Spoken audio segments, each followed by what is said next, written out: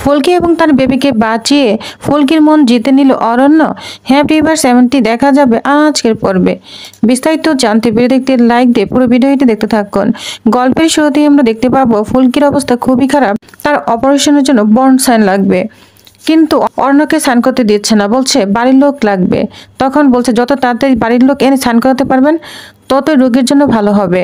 তখন অরণ্য কি করবে কিছুই বুঝতে পারছেন না। তখনই সাথে সাথে অরণ্য ফোন দেয় বাড়িতে, আর তখন ফোনটা ধরে তমাল।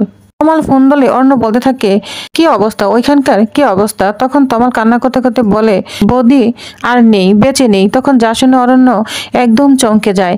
তখন বলে জানো তো ওই বমটা না ফুলকিকে মারার জন্যই ছিল, কিন্তু বৌদি মারা গিয়েছে।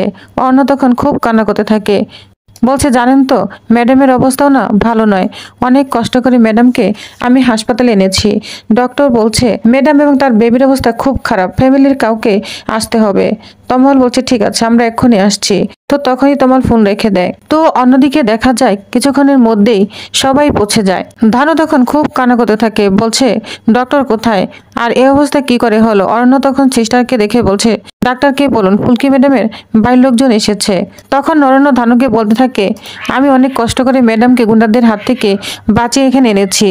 তখন ধানু অনেক কান্না করতে থাকে, বলছে গুন্ডাগুলো কারা। অরণ্য বলে আমি বলতে পারবো না। ধানু বলছে কারা ফুলকিকে মারতে চাচ্ছে। রুদ্রদা তো এখন সংশোধনাগারে আছে, আর অংশদাকে তো বলবো যে খোঁজখবর নিতে, উনি তো সে অবস্থাতেই এখন নেই। এতদিন পর বাড়িতে পরিবেশটা খুব সুন্দর হয়েছিল, আমি নারীগুলো মেনে নিতে পারছি না। এই বলে ধানু অনেক কান্না করতে থাকে। আদি তখন ডাক্তারের কাছে এসে বলতে থাকে ডক্টর আমি ওর দাদা হই, বলুন কোথায় সাইন করতে হবে, আমি সাইন করব।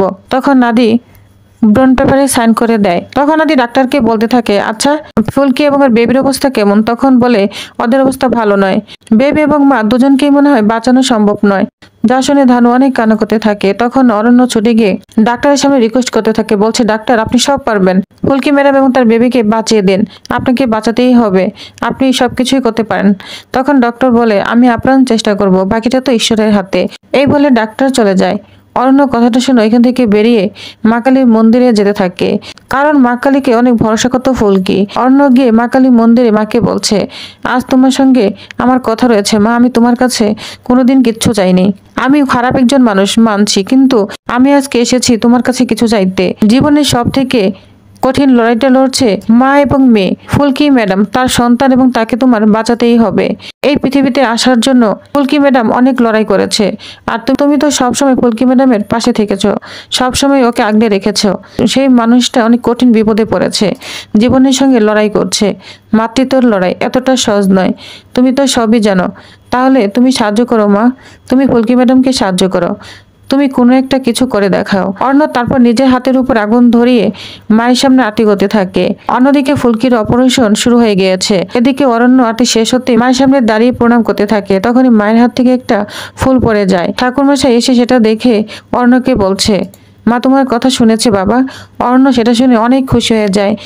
তখন মাকে বলছে মানে তুমি ফুলকি ম্যাডাম আর ফুলকি ম্যাডামের বেবির কিচ্ছু হতে দিবে না তাই তো। আমি তোমার আশীর্বাদী ফুল এক্ষুনি ফুলকি ম্যাডামের কাছে নিয়ে যাব। অন্যদিকে দেখা যায় ধানু তো খুব চিন্তা করছে। আদি ধানুকে বলছে চিন্তা করো না, দেখো সব ঠিক হয়ে যাবে, ফুলকি তো কখনো হারিনি, এবারও হারবে না, এই লড়াই ফুলকি জিতবে তুমি দেখো। অর্ণ তখন সেখানে চলে আসে। তমাল পেয়ালকে অর্ণ বলছে মা কালী ফুলকি ম্যাডামকে আশীর্বাদ করেছেন, এই যে ফুলটা আমাকে দিয়েছে, ফুলকি ম্যাডামের মাথায় এটা আমি ছোঁয়াবো। তখনই আমরা দেখতে পাবো ইমার্জেন্সি রুম থেকে বেবির কান্নার আওয়াজ শুনতে পাওয়া যায়, যা দেখে অরণ্য সবাই অবাক হয়ে যায়। ডক্টর তখনই ফুলকির বেবিকে নিয়ে বাইরে আসে। ধানু তখন ডক্টরকে বলতে থাকে ফুলকি এখন কেমন আছে। ডক্টর বলে উনি এখন যুদ্ধ করছেন জীবনের সঙ্গে, এখন ওনাকে আমরা আইসিইউতে শিফট করেছি। তমাল ডক্টরকে জিজ্ঞাসা করছে একবার ফুলকিকে দেখতে যেতে পারবো। ডক্টর বলছে হ্যাঁ পারবেন, চলুন। তখন অরণ্য তমালের হাতে ফুলটা দিয়ে দেয়। তমাল বলছে তুমি যাবে না। তখন বলে হ্যাঁ আমি একটু পরে আসছি। এই বলে অরণ্য ফুলকির বেবিটাকে কুলে নিয়ে নেয়। তখন খুব খুশি হয়ে যায় অরণ্য। অরণ্য তখন ফুলকির মেয়েকে বলছে তুমিও একজন ফাইটার, তোমার নাম আজকে থেকে আমি ফুলজুরি দিলাম। তুমি ভেবো না, তুমি কি ভাবছো যে তোমার বাবা নাই না, এটা কখনোই ভাববে না, আমি আছি তো, আমি তোমার বাবা, বুঝতে পেরেছ। এদিকে তমলও খুব কান্না করতে থাকে, ফুলকিকে একবার চোখে দেখা দেখতেই হবে। পিয়ালো খুব কান্না করছে, বলছে কি হচ্ছে দাদা, ফুলকির অপারেশনটা তো রিস্ক ছাড়াই হওয়ার কথা ছিল, তাই না বল? তখন আদি বলছে, সত্যি তো তাই। ফুলকিতে এত বিপদে পড়ার কথাই ছিল না। ভাগ্যিস অরণ্য ছিল। গুলি খেয়ে ফুলকিকে ঠিক সময় বাঁচিয়ে নিয়ে এসেছে। তখন ধানু কান্না করতে করতে ফুলকিকে ডাকছে, বলছে তুমি এর থেকে না অনেক কঠিন যুদ্ধে পার হয়ে এসেছো, তুমি এভাবে হেরে যেতে পারো না ফুলকি। তখন তমাল বলছে, ফুলকি তুমি হাঁটতে পারো না, আমি জানি, তুমি ফিরে আসবে। তমাল তখন অর্ণর হাতে ফুলটা দেখতে পায়। অর্ণকে বলছে, ফুলটা তুমি মায়ের কাছ থেকে তুলে নিয়েছিলে, তুমি ফুলকির মাথায় ছুঁয়ে দাও। ফুলকি চুপচাপ শুয়ে আছে, ওকে কোনোদিন এ অবস্থায় দেখিনি। যাও, তুমি ওর মাথায় ফুলটা দিয়ে দাও। তখন অরণ্য ফুলকির সামনে যার বলছে, ম্যাডাম শুনতে পাচ্ছেন? আমি না আপনার মতো মানুষ একটাও দেখিনি। আপনি অনেক বড় একজন ফাইটার, আপনি তো একজন বক্সার, তাই না? আপনি কোথায় ঘুষাঘুষি করবেন, একটু ধমক টমক দিবেন, এগুলোই তো আপনাকে মানায়। এইভাবে শুয়ে থাকা কি মানায়? অর্ণ ফুলটা দেখে বলছে, এটা কি বলুন তো? মা কালীর ফুল, আমি নিজে পুজো দিয়ে আপনার জন্য নিয়ে এসেছি। মানে মা কালী নিজে দিয়েছে আপনাকে?